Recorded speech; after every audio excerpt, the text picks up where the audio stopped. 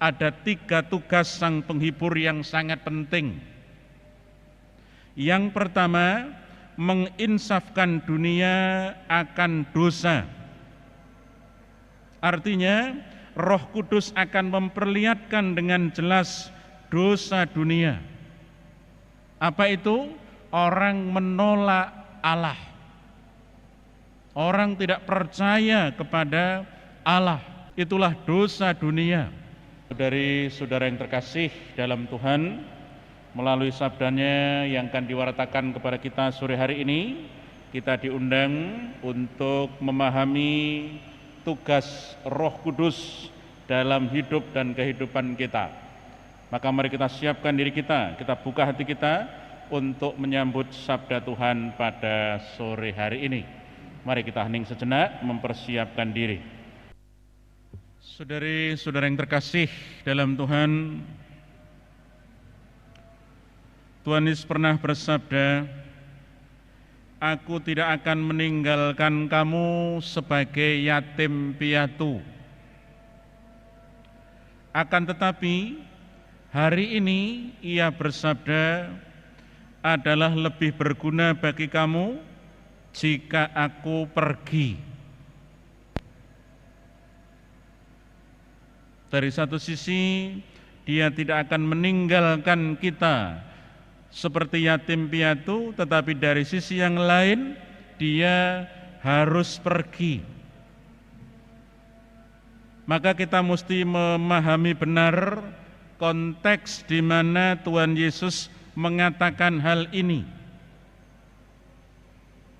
Konteksnya adalah Ia yang berasal dari Bapa akan kembali kepada Bapa. Tetapi meskipun Ia kembali kepada Bapanya, Ia tidak melepaskan diri dari tanggung jawab. Ia tetap akan menyertai kita. Maka tanggung jawabnya diemban oleh penolong yang lain, sebagaimana ditegaskannya. Sebab jikalau aku tidak pergi, penghibur itu tidak akan datang kepadamu. Tetapi jikalau aku pergi, aku akan mengutus Dia kepadamu. Jadi peran pendampingan itu diemban oleh sang penghibur. Dan menarik sekali, kalau kita perhatikan warta hari ini, ada 3 tugas sang penghibur yang sangat penting. Yang pertama, menginsafkan dunia akan dosa. Artinya, Roh Kudus akan memperlihatkan dengan jelas dosa dunia. Apa itu? Orang menolak Allah. Orang tidak percaya kepada Allah. Itulah dosa dunia. Maka dalam konteks Injil Yohanes, dunia adalah wilayah yang dikuasai oleh kejahatan. Ketika orang sungguh-sungguh ikut dunia, maka dia akan tersesat. Karena dunia sekali lagi menolak Allah.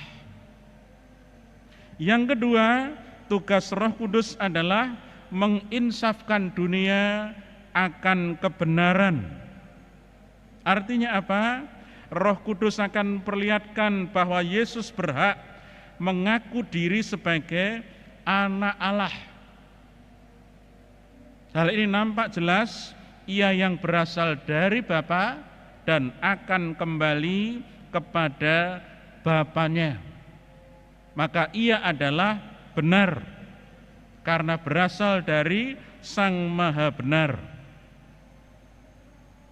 Dan yang ketiga, tugas Roh Kudus adalah menginsafkan dunia akan penghakiman.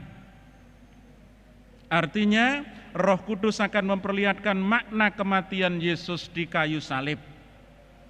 Jadi kematian Yesus menunjukkan bahwa penguasa dunia ini, yaitu kuasa-kuasa jahat, telah dikalahkan dan dihukum. Bukan Yesus yang dihukum, tetapi justru Yesuslah sang hakim sejati. Dialah yang mengadili, terbukti kematiannya justru membebaskan manusia dari kekuasaan jahat. Jadi bukan Yesus yang diadili, tetapi justru Yesus yang mengadili, yang menghakimi, yang membebaskan manusia dari kuasa kejahatan, dari pengaruh dunia. Maka dari warta yang disampaikan kepada kita hari ini, kiranya kita bisa mengambil beberapa pesan untuk kita renungkan lebih lanjut. Yang pertama, dalam konteks keselamatan, tugas Roh Kudus, tugas Sang Penghibur sungguh sangat penting. Dia hadir untuk mendampingi kita, meskipun kehadirannya tidak terlihat oleh mata kita, tetapi dia sungguh-sungguh hadir, sungguh-sungguh mendampingi kita. Persoalannya, apakah kita terbuka akan bimbingan Roh Kudus itu, akan tuntunan Sang Penghibur itu? Itu yang menjadi persoalan bagi kita. Kita mendapatkan teladan bagaimana membuka diri akan tuntunan Roh Kudus, tuntunan Sang Penghibur itu, yakni dalam diri Paulus dan Silas dalam bacaan yang pertama.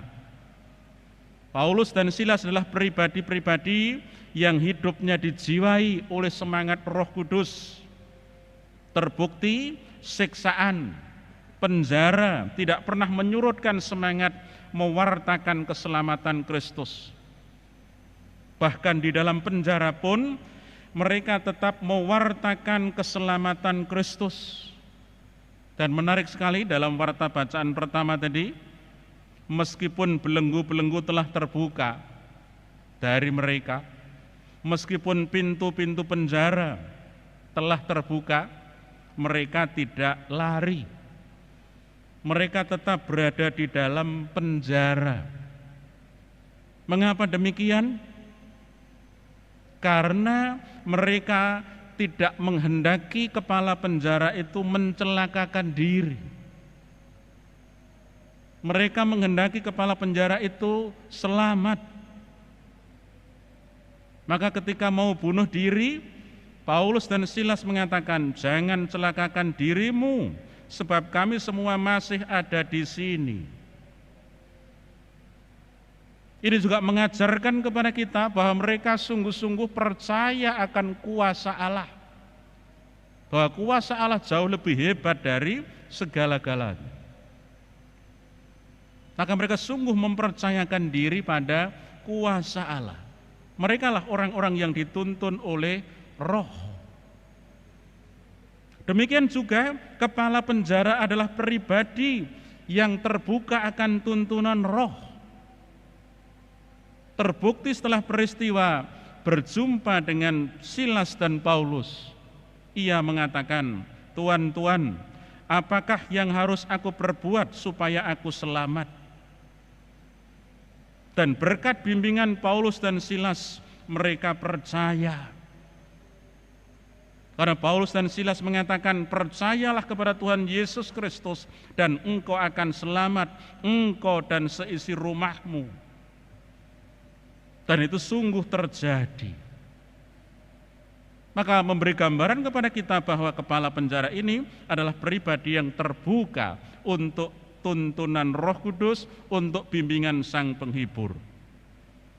Maka saudari-saudara, semoga sikap Paulus dan Silas serta kepala penjara dan seisi rumahnya menginspirasi kita dalam membuka diri terhadap bimbingan Roh Kudus, bimbingan Sang Penghibur, sehingga kita menjadi pribadi-pribadi yang sungguh menemukan jalan yang benar, jalan yang ditunjukkan Allah, sehingga kita tidak tersesat dalam perjalanan menuju kesempurnaan itu. Berkat Tuhan menyertai kita semua. Saudara-saudari dimanapun Anda berada, dilindungi, dibimbing dan diberkati oleh Allah yang Maha Kuasa, Bapa, Putra, dan Roh Kudus. Amin. Dengan berkat ini perayaan Ekaristis kita sudah selesai. Haleluya, haleluya. Syukur kepada Allah. Haleluya, haleluya. Pergilah, Anda diutus. Amin.